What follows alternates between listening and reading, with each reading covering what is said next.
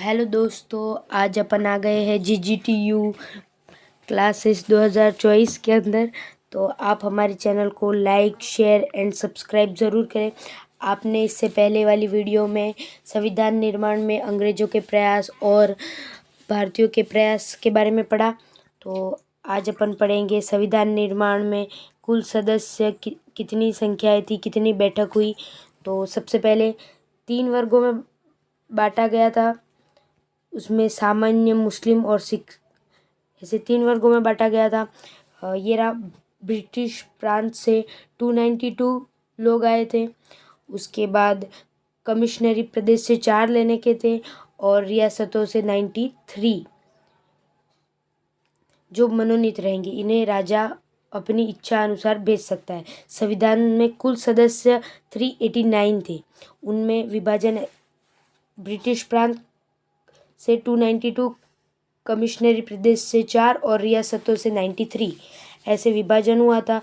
389 इस वजह से थे कि जो कैबिनेट मिशन भारत आया था उसमें कहा गया था कि प्रत्येक 10 लाख व्यक्ति पर एक व्यक्ति का चुनाव किया जाएगा। तो उस वक्त अपने भारत की जो जनसंख्या थी वो लगभग 68,90,000 तक थी। तो जो रियासतों से थे वो तो मनोनीत थे, लेकिन ब्रिटिश प्रांत और कमिश्नरी प्रदेश से जो जिनका चुनाव होने जा रहा था वो कुल थे 296। ठीक है, उनमें सामान्य लोगों की सीटें थी 213, मुस्लिम बाहुल्य की सीटें थी 79 और सिख लोगों की सीटें थी 4। तो कमिश्नरी प्रदेश कौन कौन से थे ये आप जानना चाहेंगे तो सबसे पहले अजमेर, मेवाड़, बलूचिस्तान, कुर्ग, दिल्ली। अजमेर, मेवाड़ राजस्थान में, बलूचिस्तान पाकिस्तान में है। ऐसे करके 4 कमिश्नरी प्रदेश हुआ करते थे। इनका निर्वाचन जुलाई 1946 में इनका परिणाम आ गया था।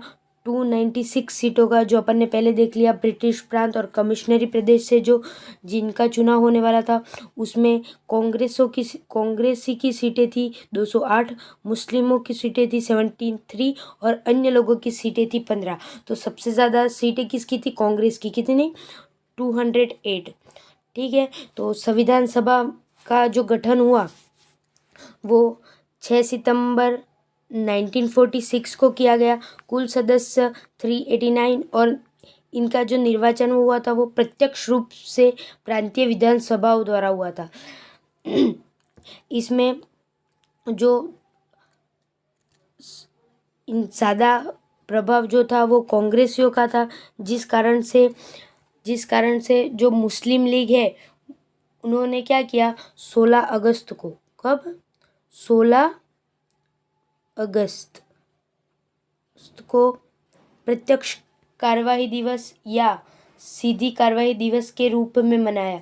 क्यों? क्योंकि उनकी जो सीटें थी वो कम थी और कांग्रेसियों की ज़्यादा थी। तो उसके बाद अपन आगे पढ़ेंगे। जो पहली बैठक हुई थी संविधान सभा में वो कब हुई थी? 9 दिसंबर 1946 को। प्रथम बैठक कब हुई थी? 9 दिसंबर 1946 को। कुल सदस्य 207 और अस्थायी अध्यक्ष सच्चिदानंद सिन्हा। उस दिन जो सबसे पहले बैठक हुई थी उस दिन अस्थायी अध्यक्ष चुना गया। किसे चुना गया? सच्चिदानंद सिन्हा को, वरिष्ठता के आधार पर। जो ये वरिष्ठता वाली परंपरा है वो फ्रांस से ली गई है। और अस्थायी सदस्य जो चुनी गई थी वो फ्रैंक एंथनी। कौन? Frank Anthony. उसके बाद दूसरी बैठक 11 दिसंबर 1946 को हुई, जिसमें स्थायी अध्यक्ष अपन ने डॉक्टर राजेंद्र प्रसाद को चुना गया और स्थायी उपाध्यक्ष जो है वो HV मुखर्जी। इनको जो चुना गया था वो चुना गया था 25 जनवरी 1947 को। ठीक है, उसके बाद जो है जो दूसरी बैठक हुई थी उसमें संवैधानिक सलाहकार भी चुना गया था BN राव को और सचिव HVR अयंगर। ठीक है। उसके बाद जो तीसरी बैठक हुई वो हुई थी 13 दिसंबर 1946 को।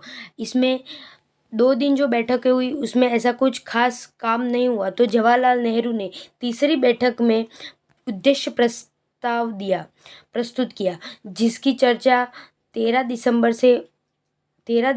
से 19 दिसंबर के मध्य विचार विमर्श हुआ इसके बीच, और 21 दिसंबर को वार्ता समिति का गठन किया गया।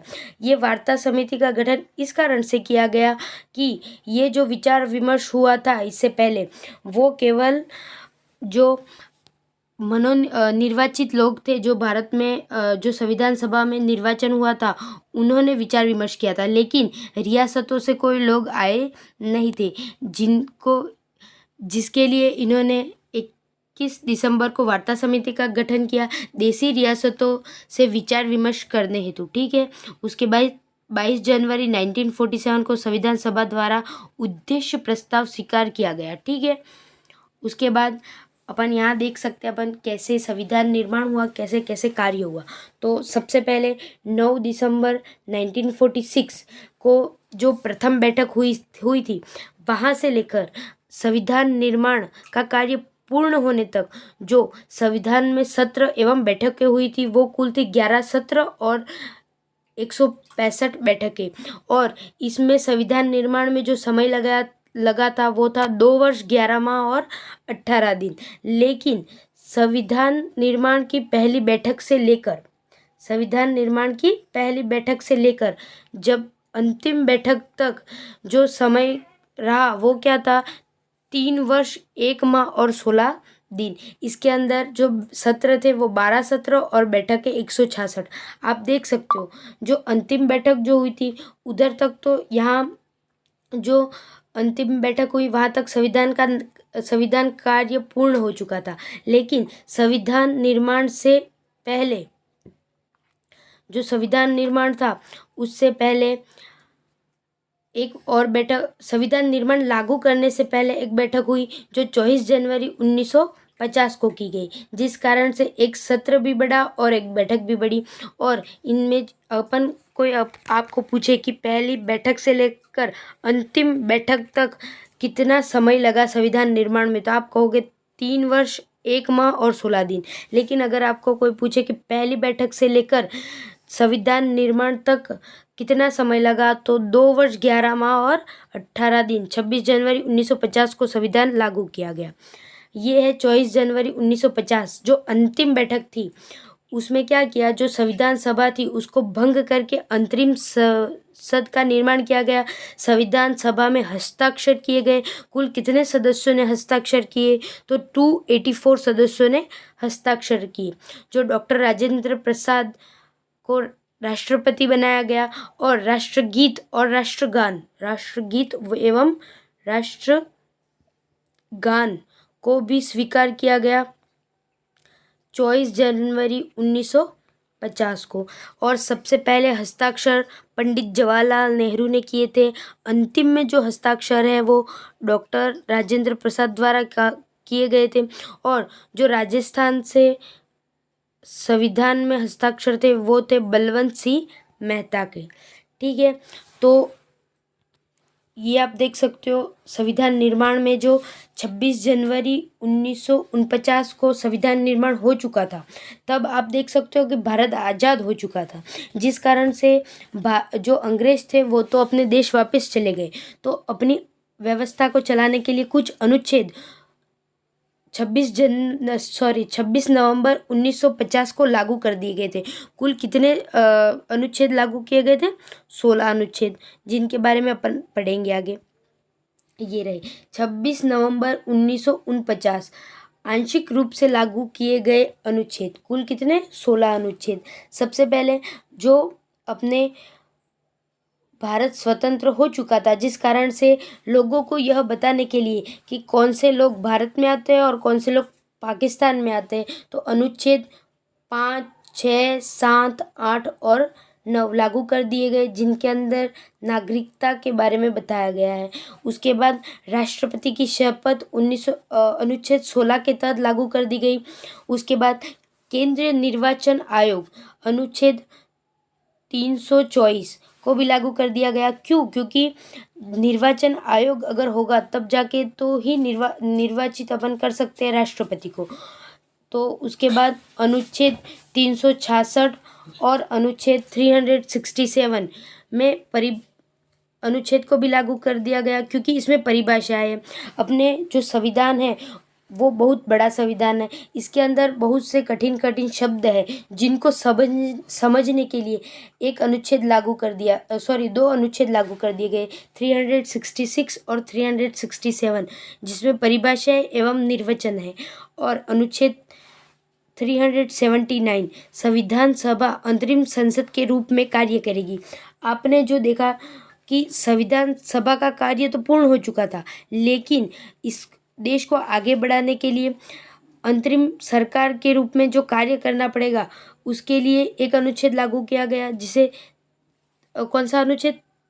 379। एक और अनुच्छेद लागू कर दिया गया, अनुच्छेद 380 अंतरिम संसद द्वारा राष्ट्रपति का निर्वाचन। जो राष्ट्रपति होगा उनके निर्वाचन के लिए यह अनुच्छेद जो है वो लागू कर दिया गया था। इसके बाद अनुच्छेद 388 अंतरिम संसद में होने वाली रिक्तियों संबंधित प्रावधान। जो अंतरिम संसद आपने जो काम करेगी, अगर उसमें रिक्तियां होती है तो क्या क्या प्रावधान रहेंगे, इसके लिए अनुच्छेद 388 को लागू कर दिया गया। उसके बाद अनुच्छेद 391 अनुसूची 1 और अनुसूची 4 के संबंध में राष्ट्रपति के अधिकार को लागू किया गया। अनुच्छेद 392 अधिनियम 1935 से उत्पन्न कुछ कठिनाइयों को दूर करने के लिए संबंध में राष्ट्रपति के अधिकार। जो अंग्रेजों द्वारा अपने लिए अधिनियम 1935 बनाया गया था, अगर उनसे भारतीयों को कुछ कठिनाई होती है उसको दूर करने के लिए राष्ट्रपति के जो अधिकार है उसके लिए उस आर्टिकल को भी लागू कर दिया गया। और अनुच्छेद 393 को भी लागू कर दिया गया। संविधान का जो संक्षिप्त नाम है वो इस अनुच्छेद में दिया गया है। और अनुच्छेद 394 इसमें ये जो 15 जो अनुच्छेद है उनको लागू किया गया 26 नवंबर 1950 को। इसकी जानकारी अपन को जो मिलती है वो अनुच्छेद 394 में मिलती है। ठीक है, तो अपन ने जो आज का जो सेशन था वो ख़त्म कर दिया। तो आप हमारी चैनल को लाइक, शेयर एंड सब्सक्राइब ज़रूर करें। अगर आपको हमारी चैनल पसंद आए तो आप ज़्यादा से ज़्यादा शेयर करें। इससे पहले अपन ने जो भी पढ़ा वो आप आगे की जो मेरी क्लासेस है उसमें देख सकते हैं। आज अपन ने संविधान सभा के सदस्य एवं जो बैठकें हुई उनके बारे में, और जो आंशिक रूप से जो अनुच्छेद लागू किए गए थे उनके बारे में मोटी मोटी बातें की। तो थैंक यू वेरी मच। हमारी चैनल को ज़्यादा से